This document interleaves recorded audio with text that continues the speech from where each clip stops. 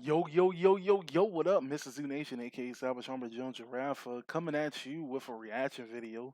Today we're going to be looking at the Dark Face Gredora standard deck spotlight that was made by Vanguard Insider. I honestly wanted to do this for a while, and man, I originally wanted to do it like a little bit after he came out with the video, though, but like I've been swarmed with so much stuff, man. It's been ridiculous. But I'm here now. We're gonna be trying to react to this and everything else like that.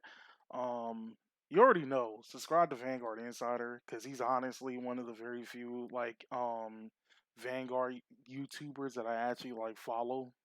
Like I like his advice a lot. I like some of his ideas and whatnot. They're pretty cool. That's pretty much the reason why I wanted to check out this deck spotlight. But although on the low key, and no offense to him, but he been low key doing Megacolony dirty. I'm sorry.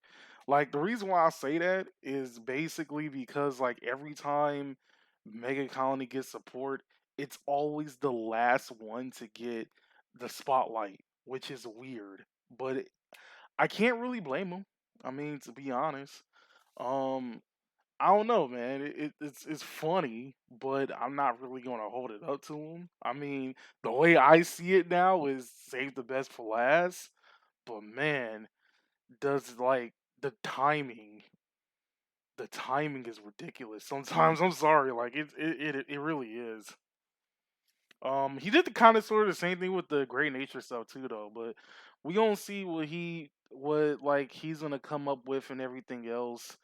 Already came up with like my own regular profile for megas, but that's just me. But anyway, enough wasting time because this is a pretty long video.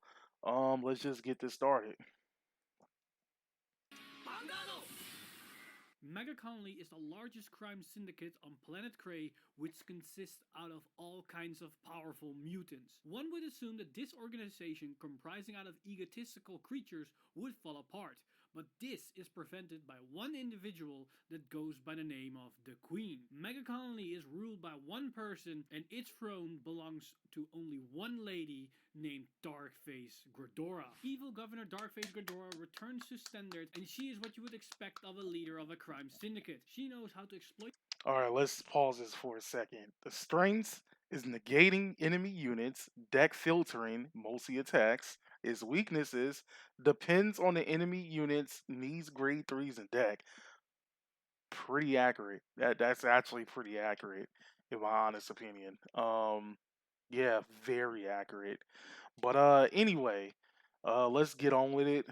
To be honest, he's pretty much spot on with this. You know, the reason why we lose the Grand Blue a lot, even though like I'm still trying to figure out a strat. Well, I kind of figured out a strategy though, but it's not foolproof yet. Like it works, but it's not consistent enough yet. And that's the only reason why I haven't done a matchup video with like Night Rose yet, is because I'm trying to figure out a way to make it consistent enough in order for it to work. But yeah. And then in need a grade three, where to be honest, the set that's coming out I think is next week. Set 12? Yeah, set 12 comes out next week. So obviously we're going to get an order card in there. And the order card helps the deck out a lot. I'll talk about that like at the end of the video just in case he does talk about it in this video. All right, let's continue.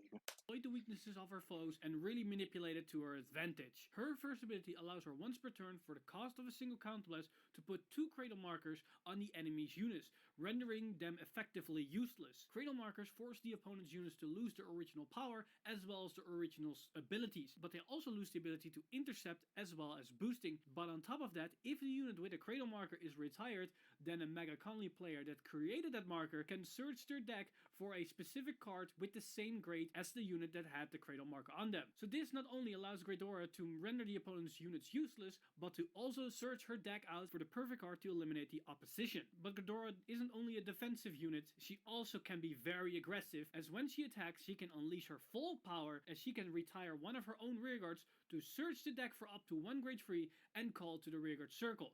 And when she does that, she and that called unit gain an additional 10k power, allowing you to effectively get one extra attack off than you would normally otherwise. These two skills together allows Gredora to shut down the opponent's tactic while also plotting and setting up her offensive to deal with the potential threat. But as a true mobster, she has a army of insect and mutants and creatures to command, and let's see what the elites among the elites of Gredora can do. If we stay in the lane of the cradle markers, one such a unit is Cleared Breeze. This grid 1 allows us to cycle through our deck so we can get faster to our engine pieces, but on top of that, if we discard a grade 3, we can create a free cradle marker on top of that. This can be a really good synergy play with the cradle markers themselves, as we can potentially search out grade 3s if we retire a grade 3 unit with a cradle marker, but on top of that, Megacolony already possesses inherent search ability for grade 3s, making this skill that much easier to resolve. Another unit that follows suit is Melody Mutant Nell Nymphia. That's how you say her name? I've been pronouncing her name wrong for the longest time. It's called Nalifia. That's how okay. I'm sorry to cut it off right there though, but like I've been trying to figure out for the longest how you say her name, and that's how you actually say it. Man, I feel you know what? That's why I tell people. That's why I tell people ahead of time. I'm gonna butcher names. I'm not going to try to pronounce it if I can't. If I can't pronounce the name, I'm butchering it. I don't care. Mafia can be a really good attacker in the mid to late game, but she also synergizes really nicely with Gredora, as if she is retired by Gredora's ability, we can then create another cradle marker on the back of the multi-attack that we then create, making that much easier to swarm cradle markers on the opponent's board, even if they keep calling new units every single turn. Another card that allows us to create even more cradle markers is Intimidating Mutant Dark Face.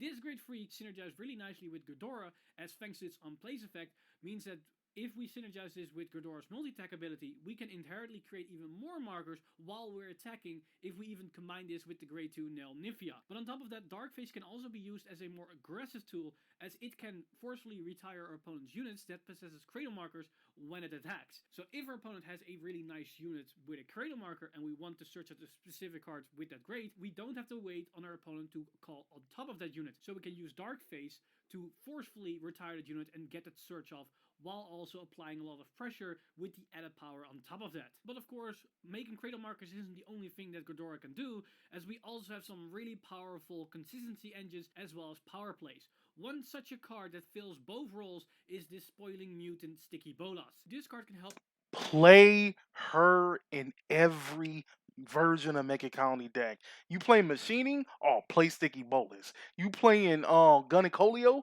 play Sticky Bolus. But we not running any dark faces. Play Sticky Bolus. Sticky Bolus gets in, bruh. If you using cradle markets, what the hell am I saying? If you running cradle markers in your deck, run Sticky Bolus. Trust me, you will not be disappointed. The fact that she can draw a card, yeah, the fact that she can draw a card if she's like 20k or higher, regardless if there's cradle markers on the field or not, run Sticky Bolus. Amazing. Let's continue. a search for our Darkface units, but on top of that, this can be an insanely powerful beater with all the cradle markers, while also being a draw engine on top of that, making her an essential tool for the Darkface Gredora engine, as well as just the cradle marker mechanic itself. Now, with Gredora being able to superior call grade 3 mid battle, there are some really interesting interactions that we can do to really abuse that mechanic. One such a card that can really abuse this is Strong Toxic Mutant Hell Demise. By searching out this card with Gredora's multi-attack ability, allows us to restand the other column while it already attacked, making it possible to increase the total number of attacks to 5 instead of the usual 4 with Gredora. And depending on what we restand on the other column, can make a really powerful turn. A good fit for that is of course Sticky Bolas, as then we can utilize Sticky Bolas on attack skill twice in one turn, giving us a lot of pressure on our opponent's side, but also giving us a lot of draw power while we're doing that at the same time. All right, who's with me on this one? When this card first came out in Destructive Roar, who would have thought that this card would have actually became a major staple in Mega Colony? Like, I don't think anybody really expected that, to be honest. Like, it was kind of sort of there when Raging Tactics came out because then you had the whole You had the whole draw engine with, him and what was it? It was him, it was Stag Beetle, and then it was what's his face? Um Water Game. That's what it was. It was those three. Even though they came out in set one, for some reason, like the combo was a lot more better when Rage and Tactics came out. Even though the combo could have been done in the first place, but I think to be fair, like around the time Gun and Colio came out, that's when we started seeing a lot more people be interested in it, which is the reason why I guess it became like known. But it's still weird. You could have did it in the first, in the start. Anyway, let's continue. Now, you might have noticed that we have a lot of cards that uses Counterblast, and we also have a couple of cards that uses Soul. So we need some way to recoup those losses, and the best way to utilize that is with Small Captain Butterfly Officer. This card can give us both Soul as well as Counterblast, but the fact that we can give a unit plus 10k is a nice added bonus to increase the overall pressure of our units. But if we combine this with the Hell Demise play, then we can even get double the value of the Butterfly Officer, as if we give this 10k to the unit that we're gonna restand with Hell Demise, means that we get 2 shots out of that increased power potential itself. Now, while we're on the topic of resources, you might have noticed that a lot of cards uses Counterblast or Soul Blast to some extent. We have Gredora that uses Counterblast to create markers, we have the Grade 2 Nelmnifia that uses Soul if it wants to create markers, we have the normal Darkface that also uses Counterblast to retire one of her opponent's units that have a marker to gain some value, and of course Sticky Bolas that uses Counterblast as well as Soul, but probably the Soul is more on the important side of that unit. This means that we're heavily using our resources, making it possible that we might drain ourselves too soon. Now, thankfully, we have a card like Butterfly Officer that can give us some counter charges as well as Soul, but there are definitely a lot more options within Megacolony that we can utilize that either gives us Counterblast or it can give us some kind of Soul increase. Now, as for the trigger lineup, this is going to be very interesting because Megacolony is a Protect deck, means that we have a couple of options. Of course, you can run the standard 8-4-4 list with 8 criticals, 4 draws, and 4 heal triggers, but because we can play Protect 1, means that we can potentially lower the draw sentinels and increase it with the critical sentinels or just the generic crit count at all. And because of the fact that the cradle markers can search out cards, means that we're probably gonna draw a lot of cards through our decks, especially with Sticky Bolas in mind, means that we probably don't need those draw triggers. But on top of that, you probably don't even have to play the draw PGs themselves or the critical sentinel triggers themselves, because we can just run normal grade 1 PGs thanks to the whole mechanic behind the cradle markers, because if we retire an opponent's grade 1, we can just effectively search out a grade 1 PG and add it to our hands, allowing us to have access to a PG on demand. So with those factors combined, we can do a lot of interesting things with the trigger lineup, and you probably are going to look at 10 criticals and 2 draw PGs, but those 10 criticals are probably just going to be generic criticals and not the sentinel criticals. Okay, here's the interesting thing in my honest opinion. Like real quick. I think Mega Colony is one of the very few clans that can use all of the versions of like the Sentinels in one deck and be very consistent with it.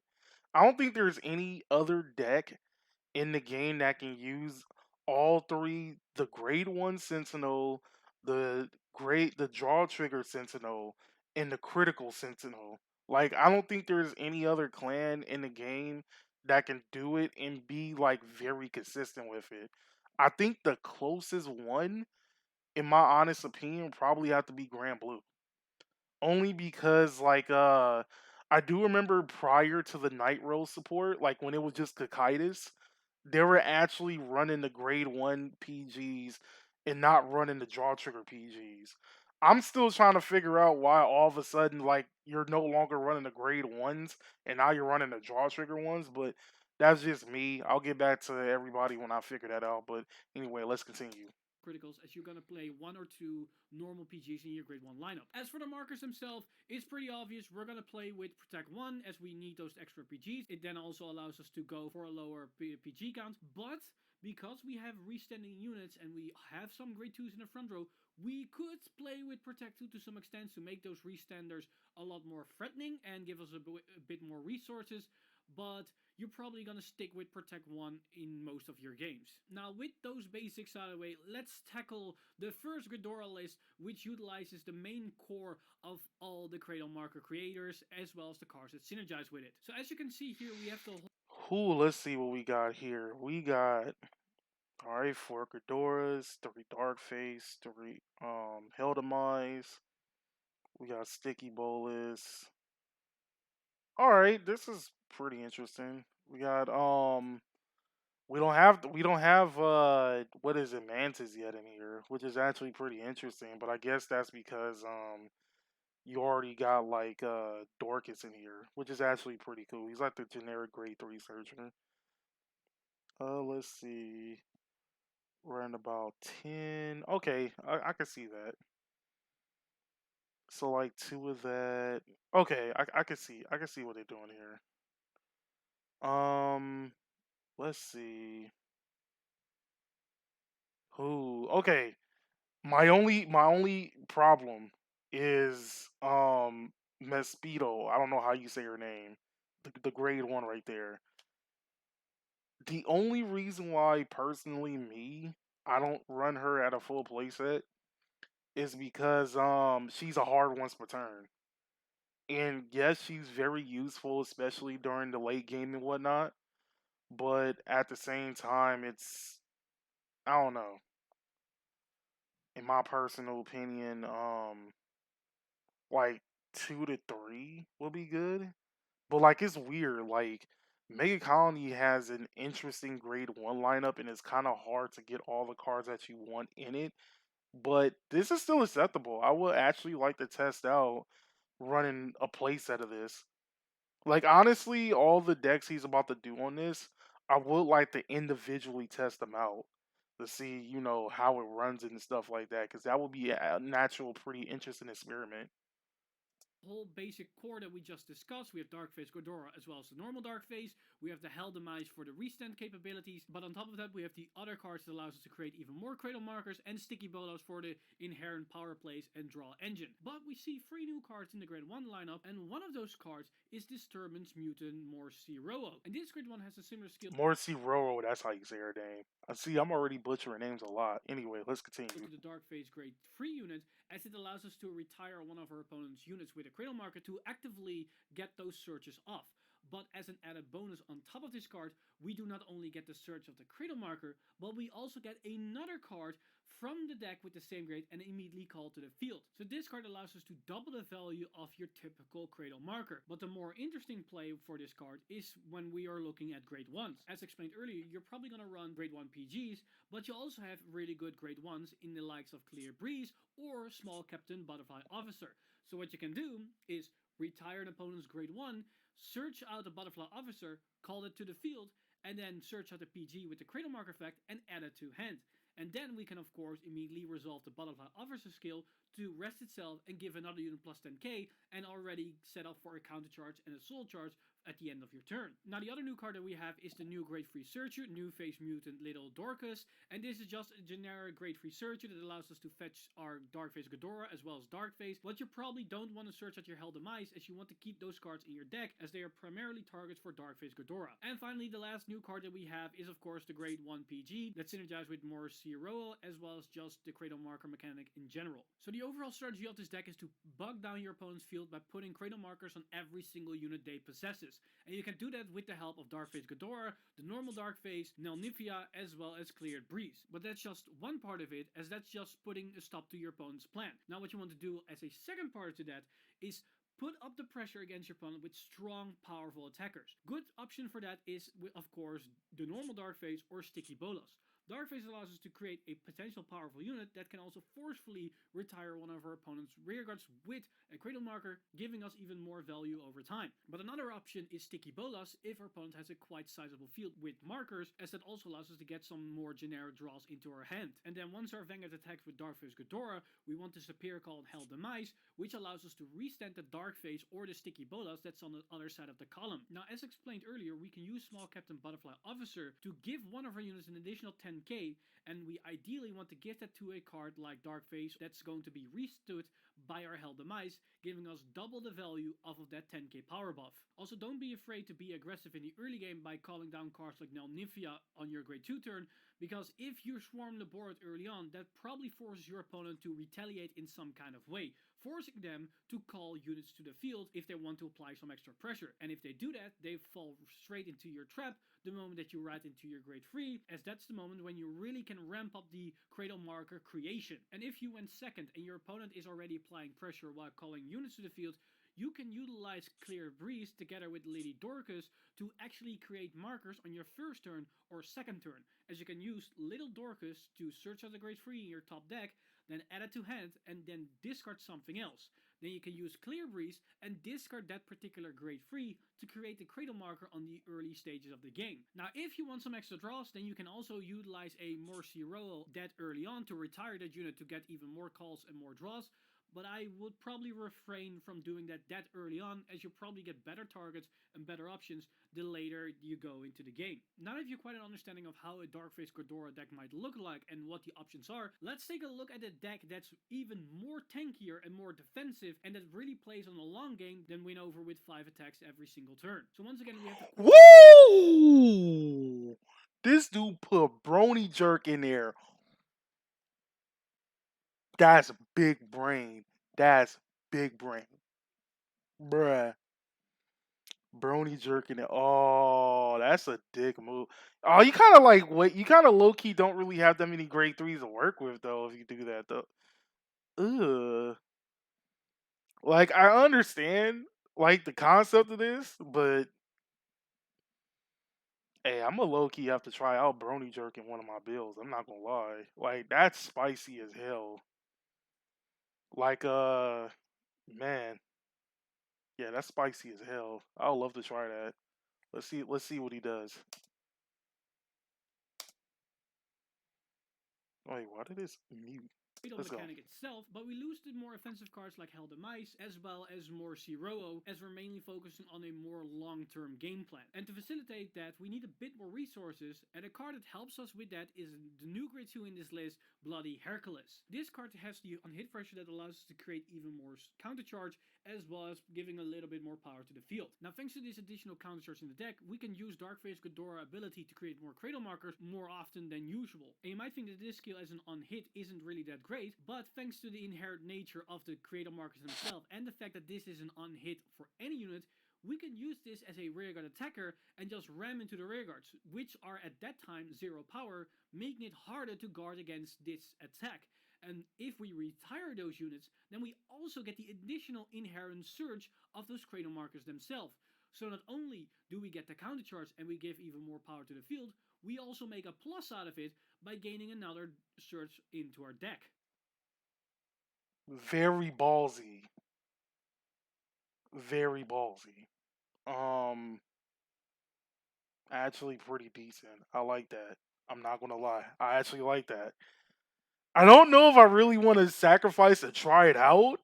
Like I really do, but I really don't because it's like it's cool and all, but like then you have to put into consideration whenever you go against a deck that just could just shit out a field and then just um no longer have one, at the same time. Cause you already know, like again, using Grand Blue as an example, they usually don't have a field. So or even Pale Moon for a prime example. Pale Moon as well. They don't really have a field.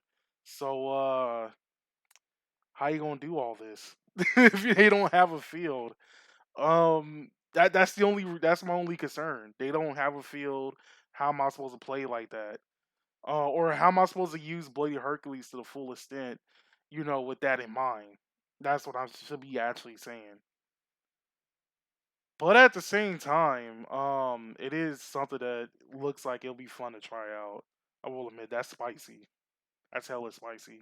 Now, of course, we can stall for a long time and rendering up our opponent's units useless with all these force markers, but that's probably not good enough to win the game. We need to put our opponent on some kind of clock, and to create that clock, we have Brawny Jerk. Discard 1 allows us every time that we boost with it to discard a card from our hands to force our opponent to also discard a card. Now, this 1-for-1 trade per usual won't sound that good. But in a Cradle Marker deck, this is extremely powerful because we inherently are plussing while our opponent is inherently minusing, because they are forced to call more cards from hand onto the board to actually use their circles. But while they're doing that, we get more cards in our hand as we can keep filtering our deck and search out specific cards, making the card difference in our hand size that much more apparent. And having a card like Brunny Jerk that then also forces both players to discard one card basically means that our opponent is going to play with no cards in hand or close to no cards in hand at all times, while we are going to sit at a healthy hand size. And that basically sums up the main core of this deck. You have the normal standard Cradle Marker creation, but this time, instead of utilizing it as an actual offensive tool, we mainly are focusing on stalling the game as long as possible and creating a gigantic gap in card quality for both players. Now, if you're more fan of an offensive approach, but you want to have a more spicy list than the first list that we discussed, then this third list might be your thing. Now, this list is Oh, there you are. There's that antlion. There's that antlion. He took out Dark Face completely. Damn. Oh, but we getting like that. We getting that Phantom Black. So we getting Black Lion back. All right. Let's see. Let's see this. This is a interesting. mix between the previous two lists, as we still run the Hell Demise as a reset option to increase the attacks to potentially 5 attacks a turn, but we also play the Brawny Jerk to make our opponents go to our lower hand size. And the reason why we put them at a lower hand size with Brawny Jerk isn't necessarily to stall out the game and then suddenly win off the back foot of them having no cards to guard. It's basically to set up our alternate win condition in this deck by forcing them to keep discarding cards from their hand. Because of the nature of the Cradle Markers, your opponent is probably more likely to discard grade 0s because they need their grade 1s and grade 2s in their hand to keep flooding the board with more useful units, otherwise they're stuck on a board that has no inherent power. And if they are going to discard those grade 0s, they fall straight into our traps, as then they will fall victim to the new cards that we put into this list. And one of those cards is Death Warden and Lion. This is the great free finisher from the first set of Megacolony that still works to this day, that allows us to swing with a powerful unit that can come with an extra critical and a Sentinel Restrict. But thanks to the fact that we can call this off of our Gredora, means that this thing can potentially be a solid 32k unit once we resolve its skill. But that's not all, as we can empower it with our other new card, which is Phantom Black. And anybody that's familiar with Death Warden and Lion knows of Phantom Black, as these two cards together were the original win condition of Megacolony, and it still works in this particular list. Because Phantom Black forces opponent that they can no I got something to say. This card right here, Machining Scatterhorn, has so much potential to make Antlion his own deck. I shit you not. Antlion would have been his own deck if this card wasn't limited to putting cards of machining, to getting the card with machining in his name. All it had to do was get any non-grade 2 and put into the hand.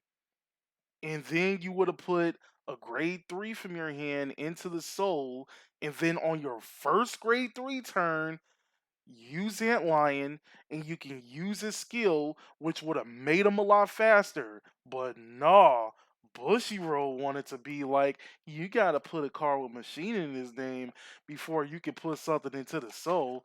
Ain't that about a load of shit? Oh, let's continue.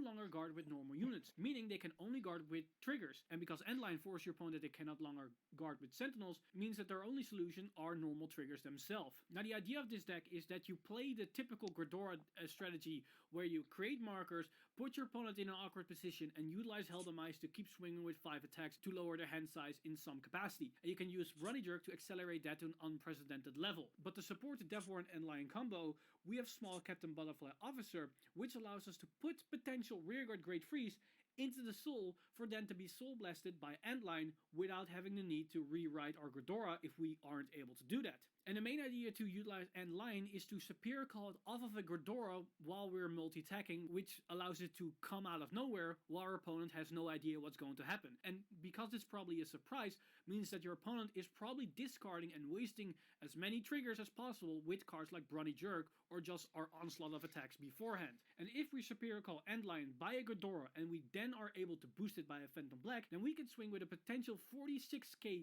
rearguard swing that can only be guarded with triggers but not with a Sentinel itself. But with Butterfly Officer and Helldemize, we can even do it a little bit differently, as we can have an end line on the side column and use Helldemize to restand that end line, so we're able to swing twice with an end line that could potentially have that guard restrict and the power and the critical on top of that, as we can utilize the Butterfly Officer to swarm in multiple Great Frees into the soul, so we can soul bless a Great Free twice in one single turn, which can happen on the second Great Free turn. As we've seen, Darkface Gredora is a very unique deck that utilizes Megacolony in a complete brand new playstyle. These cradle markers changes the way how we approach our deck building as well as our game plan tactics themselves, because this mechanic not only can be utilized as a defensive stall option, but could also be used as a consistency tool engine that allows us to search out our combo pieces and then settle for a powerful kill turn out of nowhere, while at the same time rendering our opponent's units useless. Thanks to the inherent nature of the cradle markers being able to search out any cards from our deck, and Gredora being able to Superior Call a Great Free while we're attacking, allows us to create all kinds of different strategies, and what we've seen today is just the beginning of the potential end for Megacolony with a powerful new boss unit that is Darkface Gredora. Use this video as a starting point to develop and build your own personal Vanguard deck, as there are many different strategies and many different options, and what we discussed in today's spotlights were just the bare bone basics to have an understanding what this new boss unit can bring to the table for its clan. If you're Okay, keep that in mind. Keep that in mind. True facts right there. When you look at deck profiles, use it as a base to create your own deck. If there's something that you think is like a little bit better and there's something that you disagree with, replace it with something. Maybe it'll work, maybe it won't. But remember, every time somebody makes a deck profile, regardless if it's him, regardless if it's Solomon Vanguard, regardless if it's different fight, regardless if it's Can You Say G or any of the, other, including myself or including anybody who does like Vanguard YouTubes, use it as a basis and then create your own deck right then and there. It's supposed to be, remember, deck profiles are supposed to be used as a template, not a complete copy paste.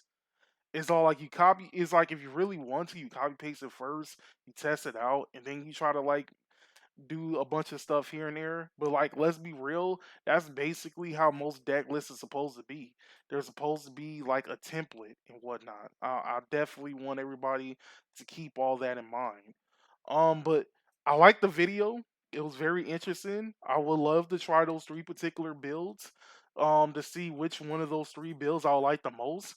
I want to say it will more likely be the antlion one, but outside of that, man, this video was actually pretty good. I loved it. Um, thank you, Mr. Time Leap, for the video. I appreciate it. I know like everybody else who wants to play Mega Colony or plays Mega Colony appreciates it. I do appreciate a lot of his deck, deck spotlights and and everything else. So that was actually pretty cool. I liked it. But his channel will be in the link in the description. Go support his Patreon if you can. Support this channel as well if you want to. Subscribe it, do whatever, like, comment. Love to see everybody's reaction to this and what everybody's thoughts is. It's kind of weird to not see Mantis in the deck. Like it's weird. Like I can understand why, but it's weird. I think I'm gonna also do a reaction to his where he does the budget builds for Mega Colony. And maybe like some of his older ones where he did Gun and Colio, and I think he did one with Spark Hercules. I'm not too sure, but anyway, that's it for today. Thank you for joining me in the Dark Device. Remember, if you have any requests, talk to me about it. Put it on my page, do whatever. But for now, my name's Mr. Zoo Nation, aka Savage Armor June Giraffe, signing out.